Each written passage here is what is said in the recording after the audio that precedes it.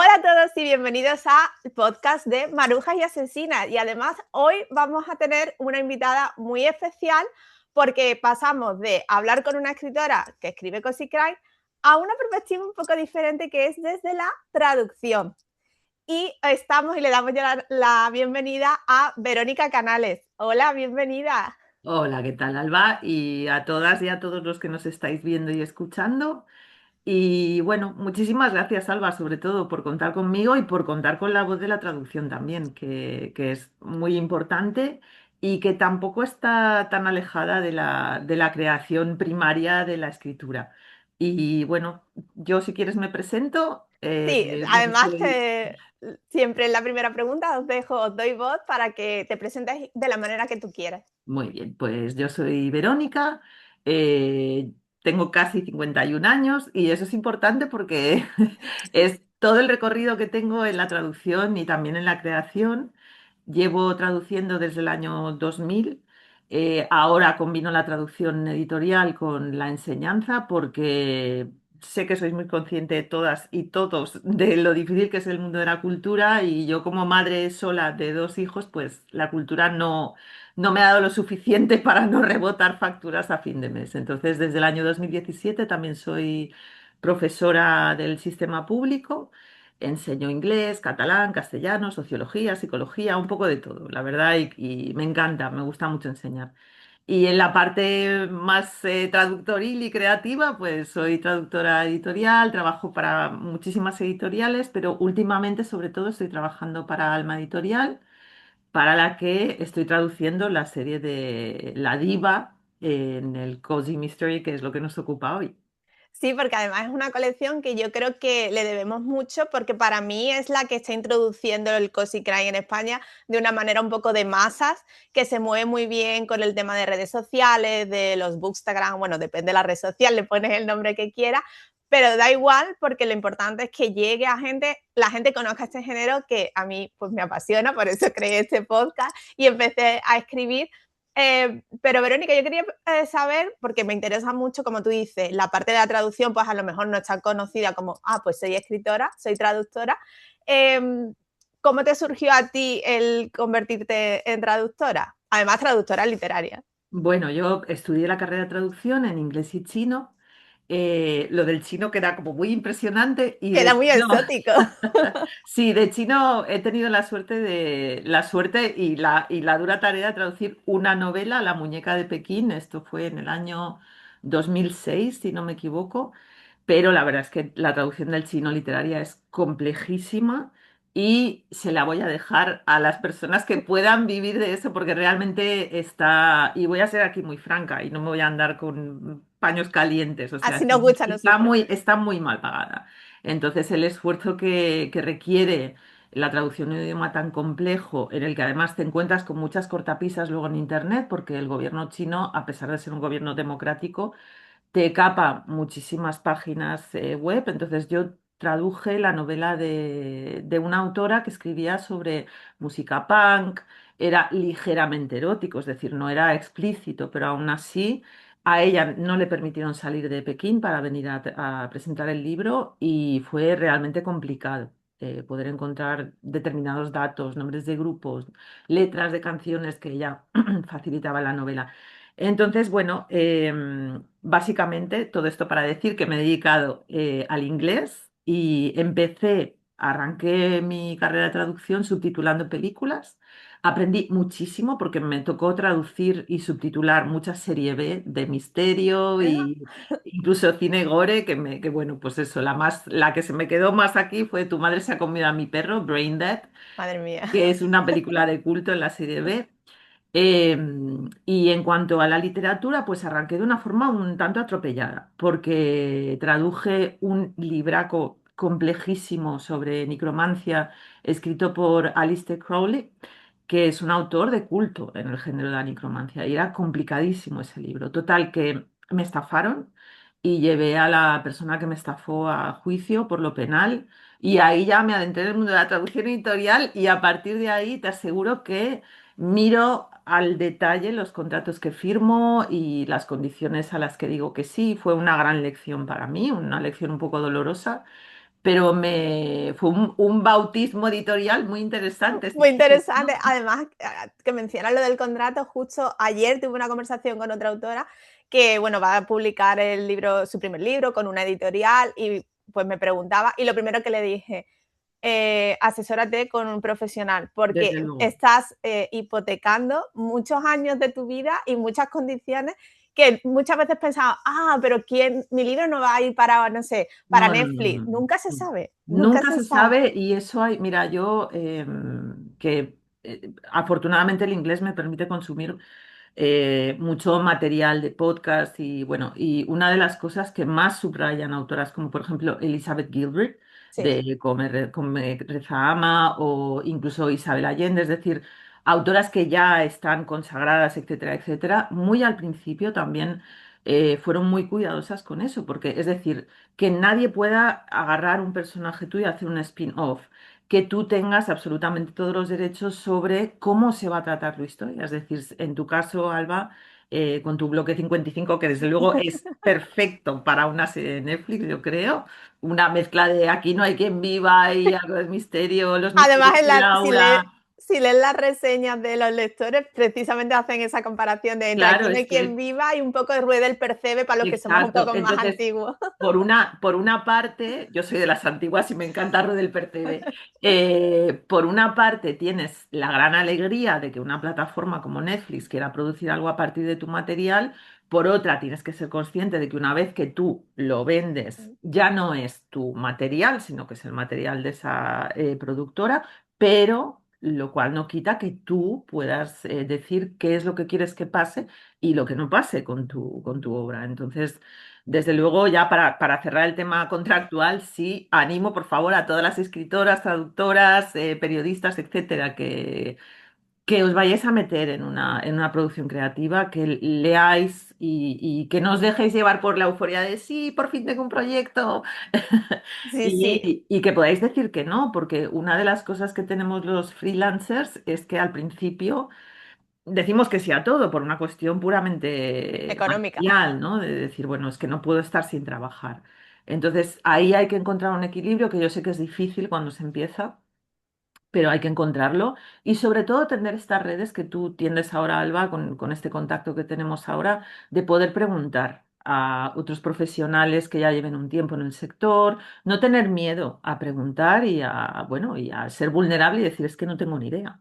Exacto, eso es además algo que en redes veo mucho y que además yo lo defiendo, de pregunta, porque el no ya lo tienes y te vas a Exacto. sorprender de que hay gente, hay gilipollas en todas partes, pero también hay gente maravillosa, muy generosa, que te ayuda, que te guía, sobre todo cuando estás empezando y que te puede evitar más de un problema. Total, y de cara, incluso de cara a la propia editorial, demuestras una profesionalidad al no estar tan ávido por firmar y ya está y ponerte a trabajar, sino vamos a ver cuáles son las condiciones.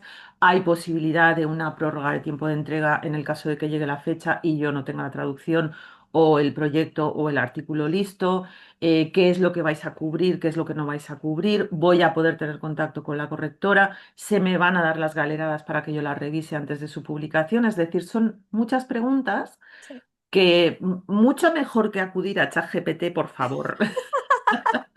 Acudid a las señoras mayores como yo, que estamos con muchas ganas de resolver dudas y más en sectores en los que muchas veces la gente que empieza, insisto, tiene miedo a demostrar su ignorancia lógicamente.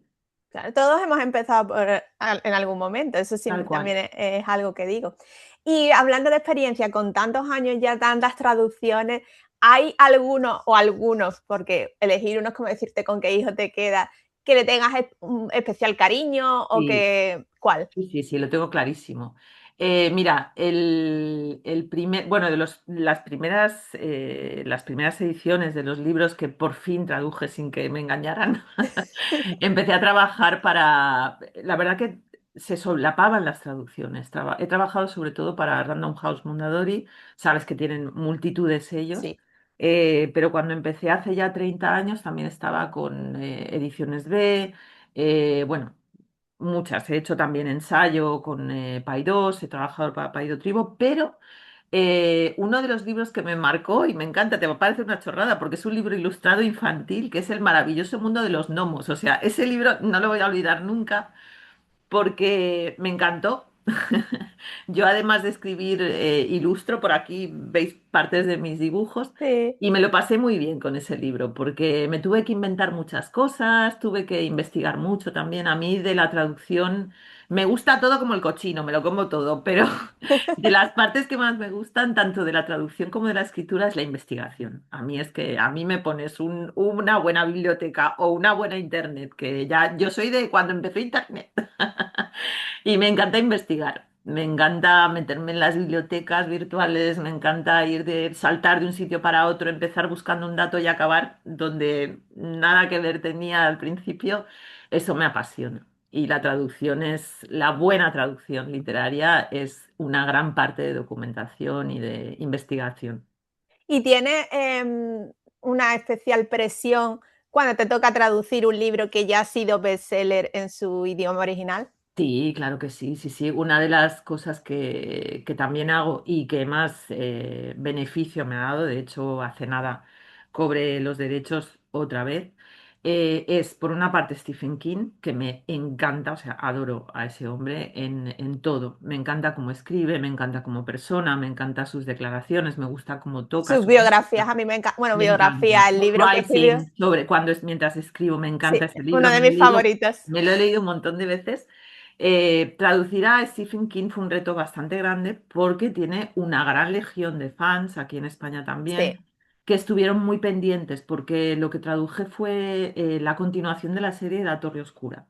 Entonces, desde que había salido el primero de La Torre Oscura hasta que se salió la traducción, la primera traducción de la serie que hice yo, habían pasado bastantes años y los fans estaban súper pendientes. Entonces eso sí que fue presión que tú no la notas en el momento, pero que después cuando se publicó el libro, por suerte eran los inicios de las redes sociales y te estoy hablando del año 2000. Antes del 2011 seguramente fue, no había Instagram, no había, o sea, había Facebook, que era lo más moderno. Y en ese momento pues hubo fans muy enfadados y muy airados con según qué traducciones.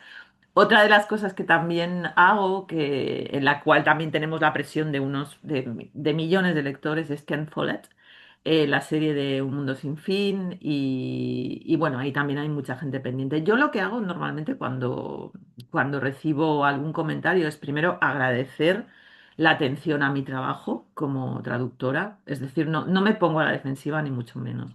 Y lo hago sinceramente, es decir, que el lector y la lectora sean conscientes de que existe una persona ahí. Y más estando en el tiempo en el que estamos, Alba, estamos en sí, los momentos de la inteligencia artificial.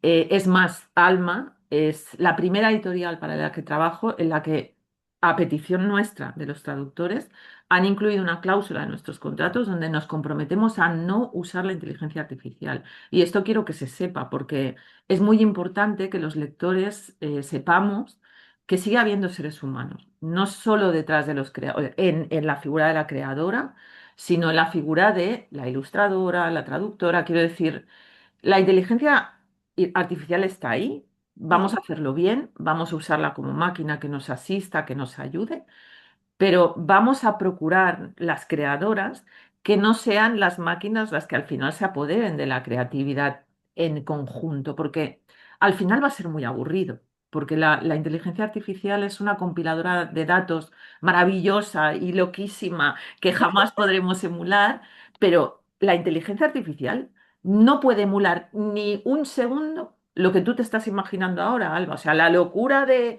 Bloque 55, la mezcla de géneros, de humor, tu humor pseudo británico con tu humor andaluz. Eso, dime tú que ya lo va a no, no, además, emular. a mí que me gusta mucho experimentar y yo sí que la uso en otros ámbitos de mi vida, cuando lo he intentado por probar, porque las cosas hay que probarlas y para criticar hay que saber antes, Exacto, exacto. es el resultado no es bueno. Es cutre, es frío, o sea, es repetitivo. Y sobre todo, Alba, desde luego se nos puede pasar, nos la pueden colar, pero tú fíjate cómo en las cuestiones audiovisuales la gente en Instagram en los comentarios, ¿no? Yo he venido a leer los comentarios. Enseguida se da cuenta. Es decir, Bueno, yo hay he visto algo. lectores vetando en redes sociales libros por la portada, por haber usado inteligencia artificial en la Bueno, portada. fue muy sonado el caso en Planeta, creo que fue Sí, hace nada, que fue Planeta, que yo que le salía un pelo de la frente a alguien que dices, madre mía, tronco, por favor, o sea, Planeta, no te puedes gastar los dineritos en una ilustradora. exacto, entonces yo entendí la postura desde los ilustradores defendiendo su trabajo, sobre todo con que no estábamos hablando de un pobre escritor autopublicado que se tiene No, que pagar claro, él, sino estamos hablando de exactamente. Planeta. Pero me Exacto. pareció muy mal vetar al autor de ese libro cuando no sé tampoco el nivel de decisión que tuvo lo de la Claro, no, bueno, portada. ya te puedes imaginar que es más bien poco. Yo por eso insisto mucho en Alma, porque, por ejemplo, para las cuestiones de la ilustración de cubierta, es una de las pocas editoriales que cuando tú ya llevas un tiempo con la traducción, te pide si le puedes dar algún consejo a la ilustradora. Es decir, claro, como la traductora. Solo la autora conoce a ese nivel de detalle la Sí, obra. Entonces, claro, para mí es absolutamente lógico, pero muy poco común que la editorial diga, oye, tuk traductora, ¿qué le puedes explicar a la ilustradora para que ilustre el libro? Coño, con perdón. Pero la cubierta es lo primero que ve la lectora del libro. O sea, por eso digo que el hecho de que la editorial tenga la inteligencia, que nos puede parecer casi de perogrullo, pero grandes editoriales no lo hacen así. Consultarte a ti para decir, oye, ¿de qué va el libro? O sea, ¿cuál es la clave o qué claro. elementos gráficos pondrías en la cubierta para que resultaran atractivos para el lector? Y eso lo hace Alma con Ana Jaren, que es que a mí me flipan sus sitios. Estamos las dos enamoradas de su trabajo. Me encanta porque es, claro, todos los detalles que yo le he podido dar, pues mira, hay un gatete que tiene un papel súper importante. El pastel que prepara la protagonista Sophie tiene fresas, por ejemplo, ¿no?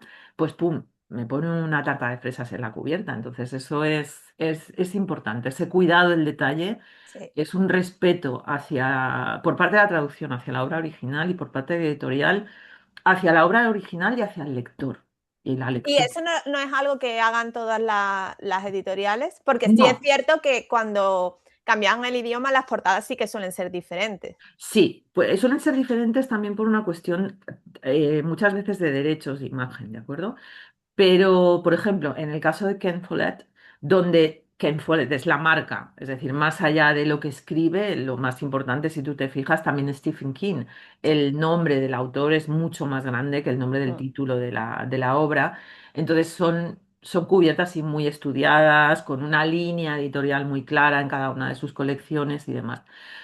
Ahora, con la irrupción de la inteligencia artificial en el mundo de la ilustración, también sabes que hay, bueno, pues eso, les están viendo muy afectadas y sí. afectados los compañeros y compañeras, pero yo sinceramente soy una persona bastante optimista, un poco ingenua a veces, pero creo que el consumidor y la consumidora de cultura no es tonto, o sea, y no se deja engañar. Y hay algo dentro de nosotras que ahí sí que me pongo un poco hippie, que sabe detectar la creatividad que viene de la tripa.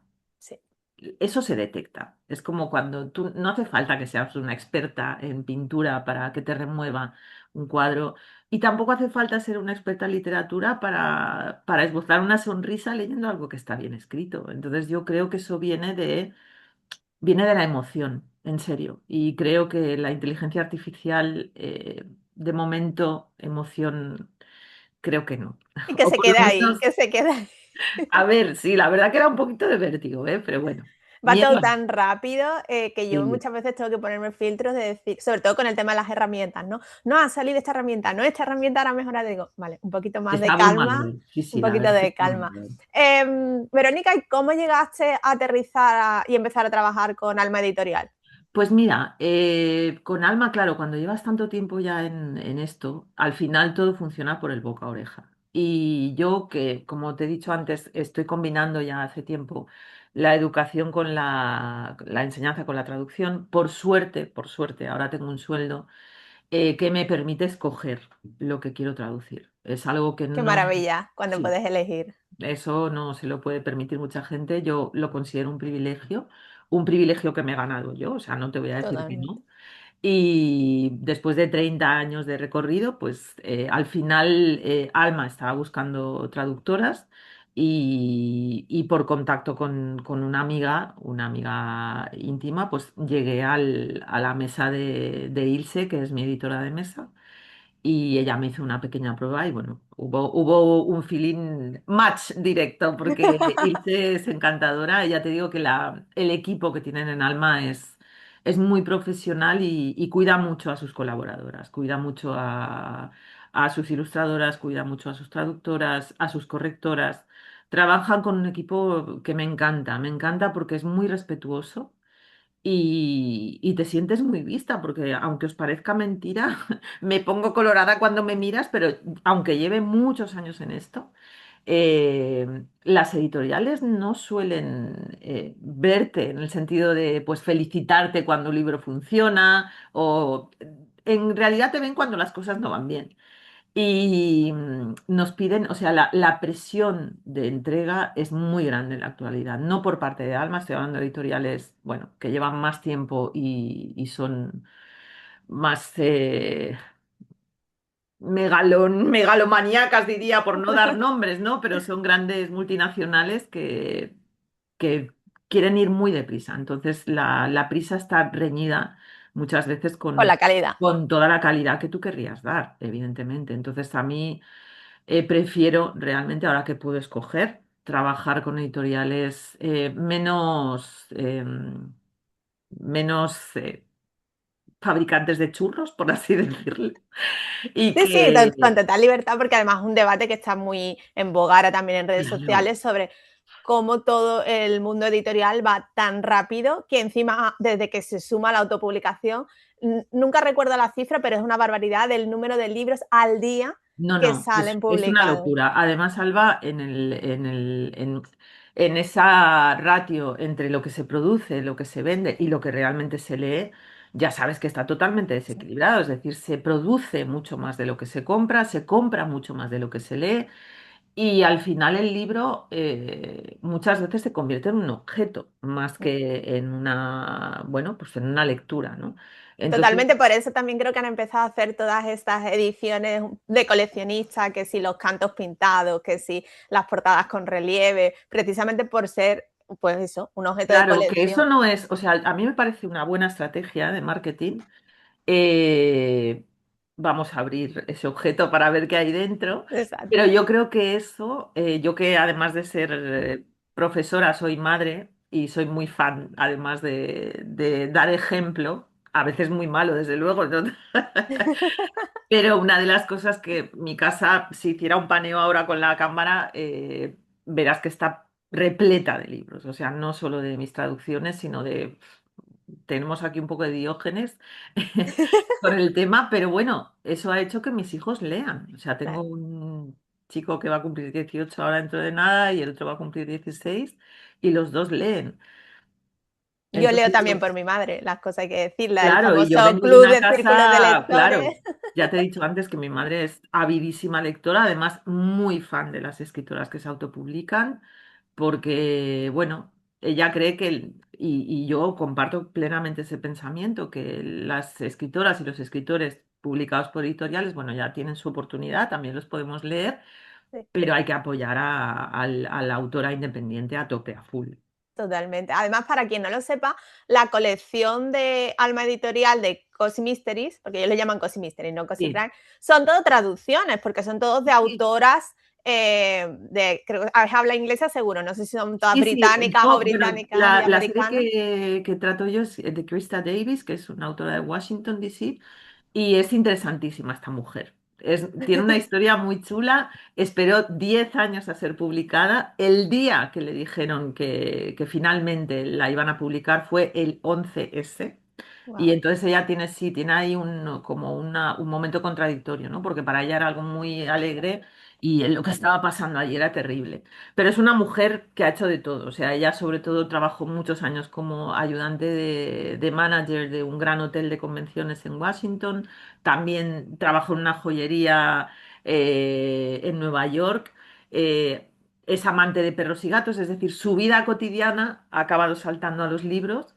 Y sí, yo creo que el cozy es eso, o sea, es la cotidianidad, es el misterio con mantita, pero sobre todo con una protagonista que sea normal, con una vida más bien no muy súper especial y que toda esa cotidianidad acabe generando una intriga que al final es lo que te atrae, ¿no? La posibilidad de resolver un enigma, de resolver un misterio, no tanto el crimen en sí, o sea, no Sí. hay nada escabroso, no hay nada sangriento, y además con el añadido del humor que siempre es tan atractivo para mí.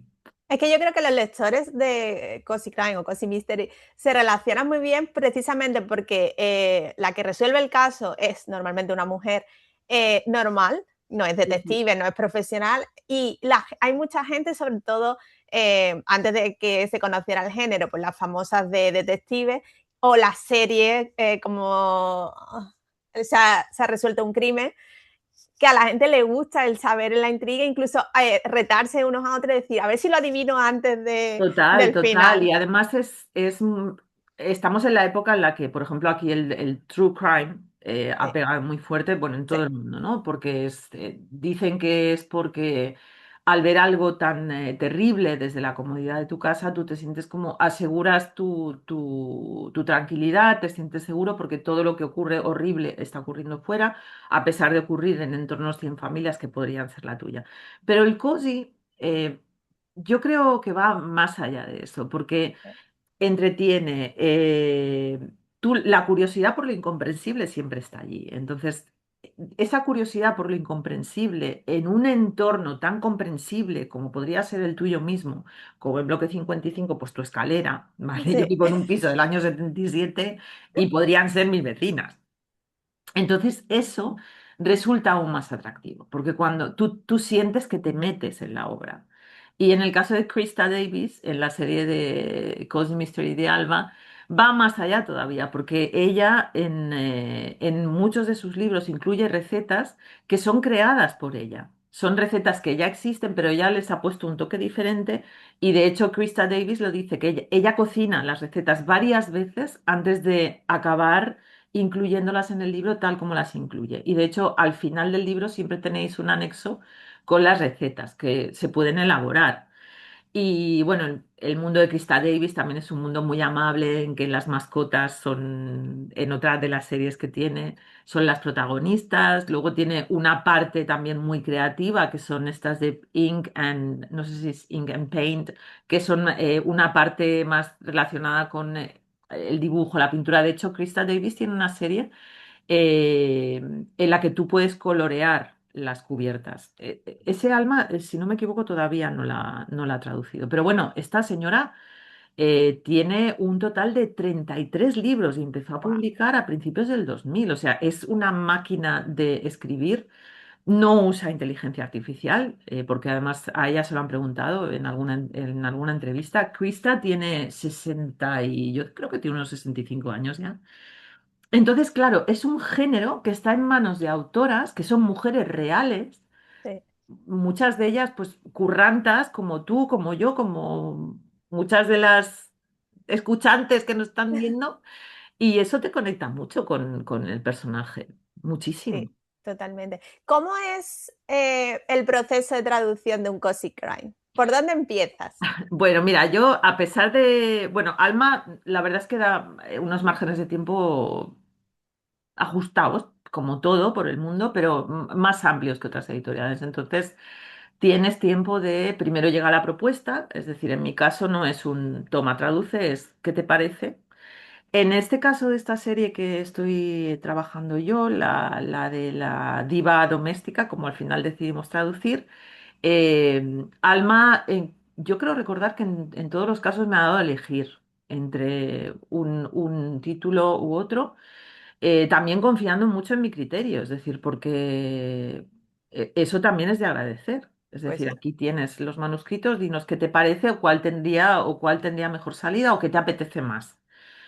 Entonces yo escojo la obra y a partir de ahí ya se me da un plazo de traducción y yo lo que voy haciendo sobre todo es, para empezar, cuando empecé con la serie, yo siempre investigo sobre la autora porque me encanta, o sea, yo como traductora lo que me gusta es meterme, no sé si te acuerdas de los hombres de negro, esos extraterrestres que estaban debajo de las pieles, pues a mí me encanta eso, o sea, rollo El silencio de los corderos. Sí, oh, me Que encanta esa por película. cierto, también he traducido a Robert Harris, el Aníbal, porque yo he hecho crimen duro, o sea, True Crime lo he hecho también, y me encanta, por cierto. Entonces yo me meto en la autora lo que puedo y para eso busco información. Y por eso me encanta Internet, porque se puede encontrar muchísimas cosas. Y después me hago una playlist con música que yo crea que me va a poder ayudar a traducir mejor. Entonces yo me hago todo mi setting, o sea, investigo a la autora, te estoy hablando de un día, a que esto no se le puede dedicar mucho más. Me hago mis musiquitas, me compro mi té especial. ¿Cuál es ese té? Cuéntanos, cuéntanos. Pues mira, a mí me encanta el yogi tea, entonces dependiendo de lo que normalmente, pues un té de jengibre y limón, no sé, o café como estoy tomando ahora, pero a mí me encanta el escenario.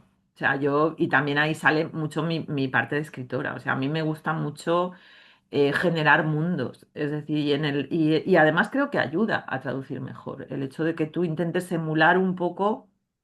eh, lo que envolvió al autor, aunque no sea al 100%, sí ponerte en ese papel, ¿no? En esa piel. Y a partir de ahí, yo lo que hago es, bueno, le doy un vistazo en diagonal a la obra para ver más o menos dónde puede haber más dificultad. En estas de Krista Davis, para serte sincera, la complejidad está sobre todo en esos toques de humor, en juegos de palabras. Las recetas son a veces complejas porque les pone nombres en inglés que, bueno, siempre hay algún juego divertido. Y aquí, sobre todo, al arrancar la serie de La Diva, el, el- el- digamos, lo interesante fue los títulos, porque en inglés todos los títulos llevan la palabra diva, que en español tiene una carga y unas connotaciones que no eran las mismas de Krista Davis en Estados Unidos. La domestic diva es una expresión que ya existe, es decir, es como la ama de casa ideal, ¿ok? Aquella que pues hornea los muffins más ricos, tiene su casa decorada perfecta, un garden estupendo, que todo el mundo la adora, que siempre tiene algo para tomar si pasas por su casa sin avisar. Esa es la domestic diva. Claro, todo esto bebe de Martha Stewart, la Julia Child. Julia Child es la cocinera esta tan famosa de Julia y Julia de la película. Sí, Bueno, estos personajes eran las domestic diva. Claro, eso en España, aunque ya se conoce, porque han salido estas películas biográficas, por las películas estadounidenses, nos puede sonar, no está tan integrado en el mundo de la lectora target, ¿vale? Que a lo mejor no sabe quién es Martha claro. Stewart, no tiene por qué saberlo. Entonces yo hice esta reflexión para la editorial y pensé, bueno, ¿por qué no, en vez de, vamos a hacer con los títulos, en vez de poner la palabra diva, coger estos títulos que son normalmente frases hechas? Mira, bueno, me los he apuntado aquí para que no se me olvidaran. La primera era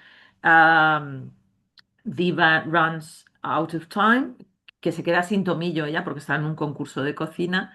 Entonces esto fue el asesinato a las finas hierbas. Entonces yo lo que sugería a la editorial era conservar estas frases hechas o estos juegos, pero en lugar de vincularlos con el personaje de la diva y el misterio, vincularlos con títulos que pudieran sonar a Agatha Christie, por ejemplo, ¿no? Sí. Entonces, Asesinato a las finas hierbas claramente podría ser el título de Asesinato en el Orient Express. Exacto. Hay otro que es Diva Takes the Cake, que to take the cake en inglés, como tú sabrás seguramente, es como es el colmo, ¿no? Algo es el colmo. Aquí en la historia hilo del libro es la boda de la hermana de Sophie, que es la protagonista. Entonces lo tengo por. Alguien descubrió el pastel, que también es chulo como título. Y otro que me costó más, pero bueno, al final creo que quedó bien, es The Diva Paints the Town, que to paint the town es salir de fiesta. Entonces este era renovarse o morir, que también creo que está chulo. Entonces, bueno, para mí lo primero que miro es lo del título, sinceramente, porque quiero que sea algo que esté trabajando in the back of my mind durante toda la traducción, para ver si de repente encuentro algo que me pueda dar esa chispa de título. Después, sobre todo yo trabajo muchísimo con construyendo glosarios, o sea, yo construyo glosarios para ser coherente, porque una de las cosas que Krista Davis reconoce es que ella no se despista un poco, los personajes se repiten, ¿de acuerdo? Pero claro, como su producción es tan brutal, a veces igual un personaje tenía los ojos marrones en un libro y en el siguiente los tiene azules, y tú dices, uy, Krista, uy, Un despiste. y entonces, nada, yo aviso a la editorial corrige y si tienen contacto con la propia autora, pues se lo avisan. Pero eso es algo que las traductoras hacemos siempre, es decir, de repente nos toca corregir errores de las obras originales por cuestiones de, bueno, pues somos humanos, ¿no? Ahora con la inteligencia artificial me consta que muchos autores, si no todos, revisan sus creaciones para ver si hay repeticiones o incoherencias o demás, que es útil eso.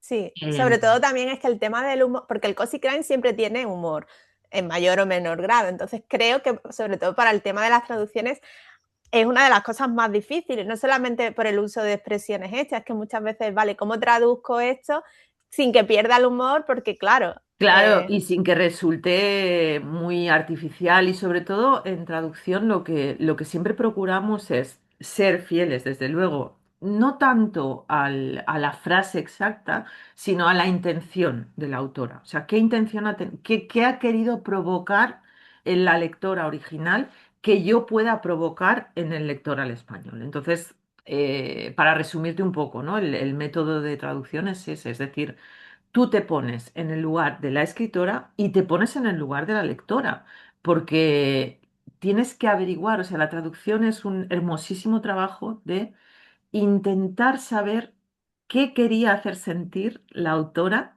cuando lo ha escrito en su idioma. Entonces, eso para mí es la gran belleza de la traducción. un poco de adivinas y de brujas, ¿no? No, También hay que no, hacer. es brutal y tiene un poquito también de resolución de misterios. Entonces, a mí me encanta traducir. De hecho, si diera tanto de comer como la educación, te aseguro que seguiría haciéndolo exclusivamente.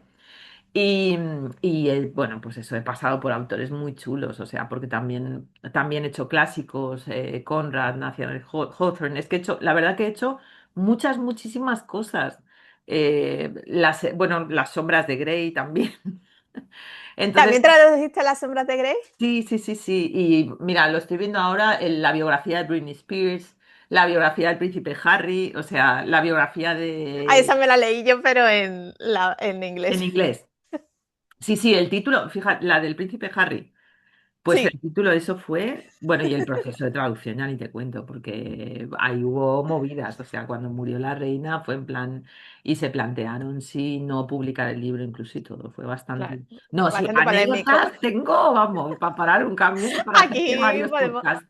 podemos estar, este podcast yo ya lo avisé que se iba seguramente a alargar un poquito porque, Perdón, es que ya ves que me no, no, encanta no, hablar de literatura. y mi culpa también porque yo te haría 1000 preguntas, pero Pero yo bueno. estoy encantada, vamos. Si te tienes que elegir y te pongo en brete, ¿con qué te quedas? ¿Con traducir o con escribir? Uy, eso sí que es la decisión de Sofía. Uf, escribir. Escribir, sí, no. Tendría que matar al hijo traductor. Traducir es muy bello, pero como digo en el libro que estoy maquetando ahora, para mí fue como el disfraz tras el que se ocultaba la escritora que soy, porque realmente es una escuela maravillosa, la traducción editorial o literaria. Aprendes tantísimo, o sea, queremos visibilidad a las traductoras, pero en realidad tenemos que desaparecer cuando traducimos. Es decir, Sí, es tenemos un que papel darle voz. difícil, ¿eh? Es muy complicado y es una tarea que te ayuda mucho a gestionar el ego, porque realmente si tú, mira, por ejemplo, Javier Marías, que bueno, ha sido traductor de autores clásicos, Yo, por ejemplo, leí sus traducciones de Stern antes de traducir yo el propio Lawrence Stern en Viaje Sentimental, lo leí para tomar ejemplo y encontré mucho Javier Marías, demasiado, o sea, no, Javier Marías, por favor, desaparece. Es, Y, es que es y ahí, complicado el tema del ego, sobre claro, todo claro, sí, sí, si eres totalmente. traductor y escritor, porque tienes que desaparecer tu voz Claro, totalmente claro. para Y ahí respetar. llegamos a un tema muy interesante, Alba, que seguramente te afecta, que es la traducción de la propia obra. Es decir, no lo haría jamás. O sea, nunca traduciría una obra propia. ¿Por qué? Porque es prácticamente imposible no querer corregirte, no querer cambiar algo o ser demasiado crítico con lo que has producido. Es decir, la traducción es otra parte de la creación. Una vez que tú has producido tu obra en tu idioma, en tu tripa, se Mm, lo tienes que dar a un profesional que sepa interpretar esa tripa y, por supuesto, colaborar idealmente con esa traductora y poder hablar con ella y si ella te plantea preguntas, poder responderlas. Pero realmente creo que no es beneficioso para la obra. Y habiendo traductoras que son escritoras y se han traducido a sí mismas. sí, yo creo que es igual que con la corrección, porque, por Exacto. ejemplo, cuando autopublicas, yo soy defensora de autopublicar, porque yo soy autora también autopublicada, pero contratando siempre a profesionales Total. para cada No, etapa. total. Sí, sí, sí. Y cuando siempre está el debate de, bueno, es que los recursos económicos y tal, yo digo, si tuviese que, el primer servicio sería la corrección, sería el primero que es imposible que el propio autor se corrija a sí No, mismo. no, total. Mira, y además yo coincido absolutamente contigo en la novela. Ah, porque, bueno, luego hablamos de esto, pero por encargo escrito también para RBA, como te comenté cuando te envié un mail. No es lo mismo, o sea, es muy entretenido y la verdad que aprendí muchísimo porque se manejan lenguajes muy audiovisuales, o sea, trabajé con una escaleta que se me devolvió unas 3 o 4 veces antes de cerrarla y así hice una serie de traducción de mitología griega, romana y nórdica, que es algo que me apasiona también la mitología, que tiene mucho de crimen, pero más de true crime que de Sí, de cosas, porque trucar. son muy bestias, de verdad. ¿Por qué te decía esto? Ah, vale, sí. Eso es la obra por encargo. Pero la obra personal, en la que llevo 10 años trabajando, ha pasado por las manos de un corrector editorial, evidentemente. Que no, o sea, parte de su trabajo me ha gustado mucho y otra parte, pues me ha parecido que me ha capado muchísimo, pero me ha servido muchísimo. O sea, yo he pagado encantadísima la labor del corrector, porque, como tú dices, o sea, es absolutamente necesario no solo Sí, tener buenos lectores beta, sino también. tener un profesional que te diga, mira, chica, esto sí, esto no, esto funciona, esto no, aquí tal. No, no, y además así mantenemos esa cadena de producción tan necesaria, ¿no? Para poder resistir frente a la producción masiva de obra, Mm, frente a la producción de las máquinas. Y pienso que nos tenemos que cuidar entre todas. totalmente. Vamos a hablar ahora un poquito de Verónica escritora. Hemos Ay, conocido a Verónica traductora. Eh, Has empezado a escribir más tarde que a traducir, ¿no? no, llevo escribiendo toda mi vida, Ah, lo que vale. pasa, desde muy pequeña además. Lo que pasa que siempre así, como Escondida. que seguramente conoces la sensación, porque no he conocido a ninguna creadora que en algún momento de su trayectoria no se lo haya creído. Sí, Entonces, he escrito siempre. De hecho, otra de las grandes estanterías de mi casa son mis más de 100 diarios de vida, porque desde muy pequeña tengo diarios de vida, los he guardado todos. Y bueno, y a lo largo de mi vida, casi el 100% de los regalos que he hecho han sido escritos. Entonces, nunca he parado y en el momento en que empecé a compartir en el blog, me fue muy bien. De esto estamos hablando ya de hace, pues yo creo que a principios de los 2000 o a mediados he tenido varios blogs. Pero bueno, también seguramente sabes cómo va esto, siempre prima el trabajo que te pagan, entonces bueno, pues se fue espaciando las publicaciones. Al final, como insisto, madre sola, lo que hacía era aceptar encargos a mansalva, estar trabajando. Empecé ya a combinar la traducción con clases particulares de inglés, clases en empresas, es decir, he trabajado como una burra. como una burra. Pero la escritura siempre ha sido ese lugar al que voy a descansar. O sea, para mí la escritura no es un esfuerzo, para mí la escritura es una diversión, es un solar. Entonces llegó un momento en el que me reconcilié con ella y le dije, bueno, yo no te voy a pedir nunca que me mantengas. Si alguna vez pasa, genial para las dos, pero yo quiero que siga siendo mi patio de juegos. La Y escritura, libre totalmente. porque es mi parte de... Se habla mucho, ya lo sabes, de la herida, de la niña herida, de la niña Sí. interior. Bueno, pues mi niña interior tiene que ser una niña divertida y juguetona. Y la escritura es ese lugar donde no hay reglas, no hay normas, las pongo yo me invento lo que sea. Lo mismo hago autoficción, que es el libro que llevo 10 años escribiendo, que me invento cualquier historia. O sea, yo les he contado a mis hijos unos cuentos tremendísimos, además siempre con finales un tanto creepy, pero les encantan. Y también eso, también les he escrito cuentos a ellos, como además también le doy al dibujo, pues también acompaño mis escritos con dibujos. Yo me divierto, entonces sí que admiro en ti y de hecho quiero seguir tus pasos de autopublicar, porque una de las cosas que, como hablábamos antes de iniciar la entrevista, se ha denostado mucho la autopublicación, porque evidentemente en la autopublicación hay de todo, o sea, no Sí, todo es calidad excelsa, pero ¿quién quiere calidad excelsa? No, no siempre buscamos eso. Para mí, que la gente escriba, que la gente lea, que la gente quiera crear, ya es una maravilla.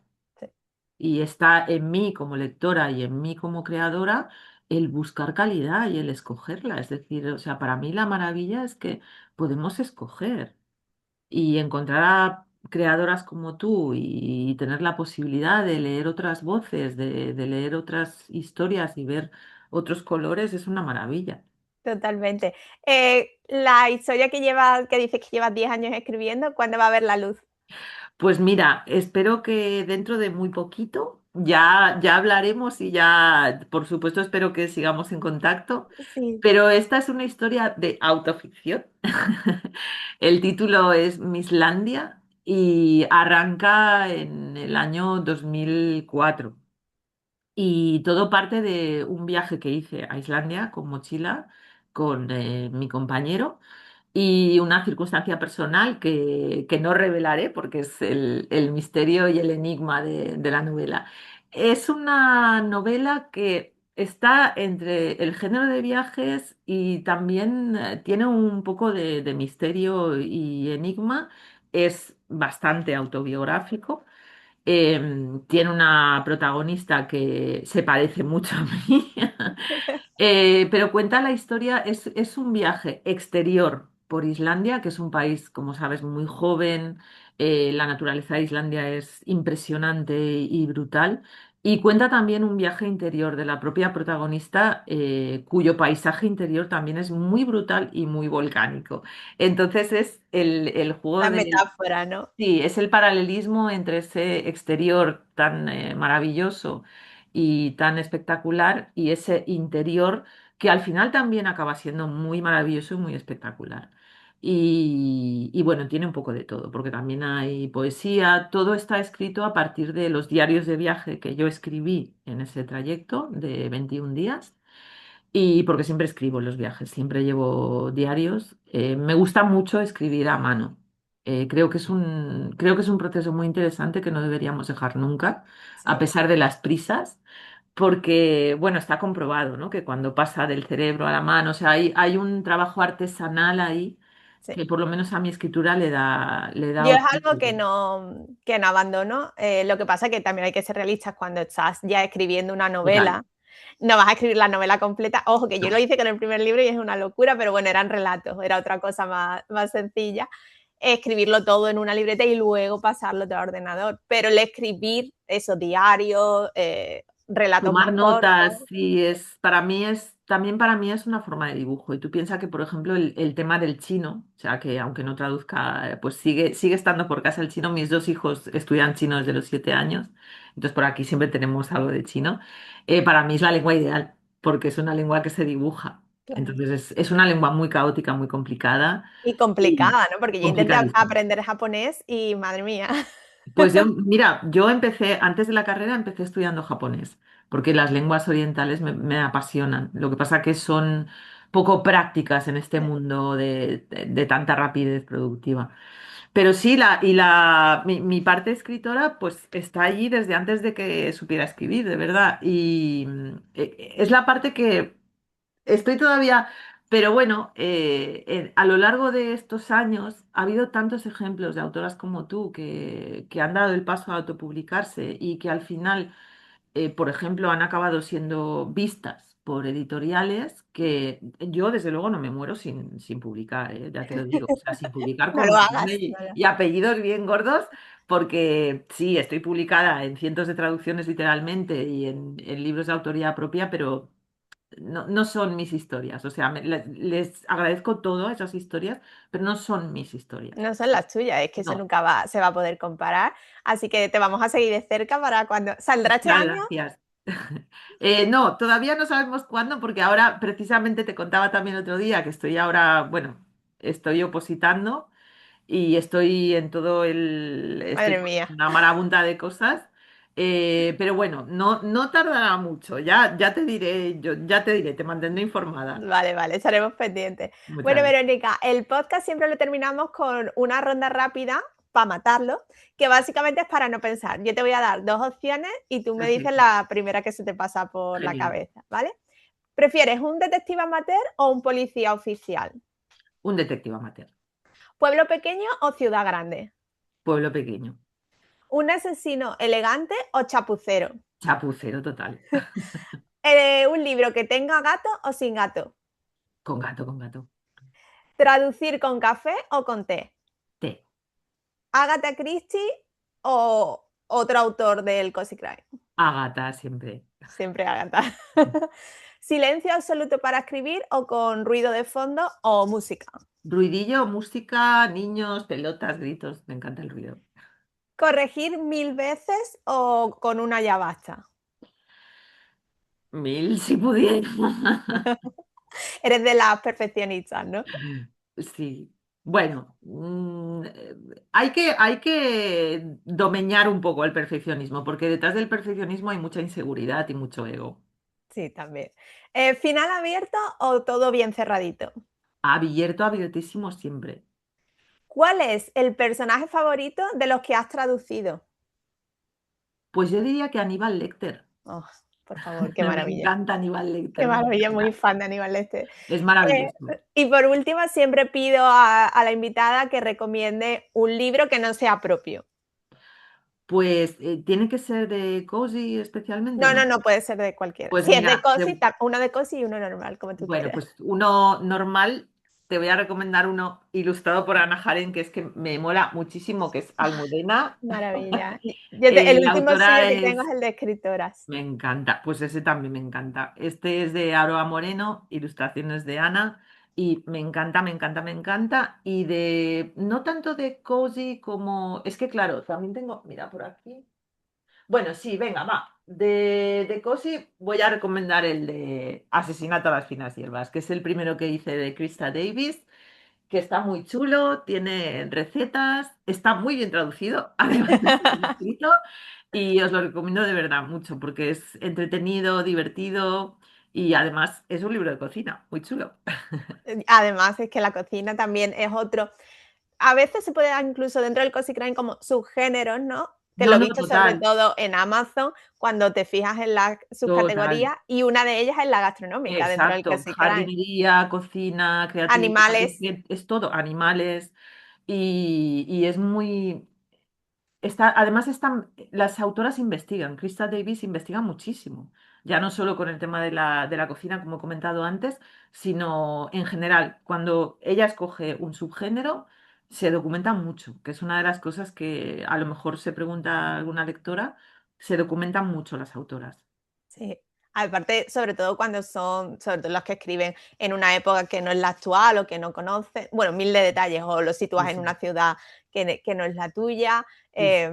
la investigación es clave del Ay, proceso. bueno, uno más, que también, a ver, ay, bueno, La mujer en la ventana, es maravilloso ese libro, también tuve la suerte de traducirlo, y realmente ese libro tiene la versión en película en Netflix, Y la película no la recomiendo. El libro, la verdad es que es muy intrigante, muy interesante. Y también de Claire McIntosh, la serie de Claire McIntosh, que también la he traducido y es maravilloso. Sobre todo el primero que se llama Te dejé ir. Te dejé ir es un libro que me hizo llorar mientras lo traducía. Que eso también nos pasa a las traductoras, que lo sepáis. Hombre, es que deberías como reírte, si es ¿no? La emoción No, que... no, es brutal eso, ¿eh? Con Krista Davis yo me he reído y he llorado muchas veces con muchos libros. Cuando me ha tocado traducir también autobiografías duras, también he llorado muchísimo y es genial. Totalmente, para la emoción es clave, cuando leemos libros, sea del género que sea. Bueno, Verónica, muchas gracias Gracias a por ti. haber aceptado la invitación, que sé que estás muy, muy, muy liada, y además el podcast está empezando, así que todavía no se ha hecho famoso todavía. Todavía, sí, señora. Estaremos aquí en los inicios, que es un orgullo, oye. En los inicios y además, a lo mejor, quién sabe, Alma algún día se atreve con autoras nacionales y abre Eso el hilo. espero. Créeme que es lo que he estado pensando todos estos días. De hecho, se lo dije a mi editora, ya te lo comenté, que me ibas a entrevistar y ya le lancé ahí como Lanzamos aquí la está, pelota. aquí está. Que eso es muy nuestro también, bueno, nunca se sabe, nunca se Claro que sabe. sí, sí, sí. Bueno, Verónica, muchas gracias y a Gracias a todos ti. los que estáis detrás viéndonos, escuchando y nos vemos en el próximo capítulo. Chao, Muy bien. chao. Hasta luego. Adiós.